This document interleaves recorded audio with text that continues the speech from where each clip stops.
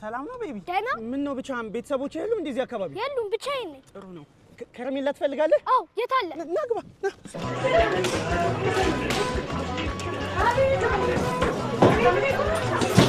ምንድን ነው የሁሉ ሰው ቤት ውስጥ የሚሰራው? ምንድን ነው የሚሻለች? መጣሁ። አንተ ታቆይ ነበር። ምንድን ነው ቤት ውስጥ የሁሉ ሰው? ድግስ ነው ነግሬህ የለ እንዴ? የምን ድግስ ነው? በዛሬ ቀን አሁን ና እናግዘኝ። ይሄ ደግሞ የማለች ነው?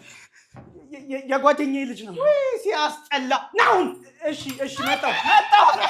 ወይኔ ቤቢ፣ አሁን የአባተን ስልክ ታውቃለህ? ንገረኝ። 09 ሄሎ፣ ስማ፣ ልጅህን አግቼዋለሁ። ይቅርታ ወንድሜ፣ አይሰማኝም።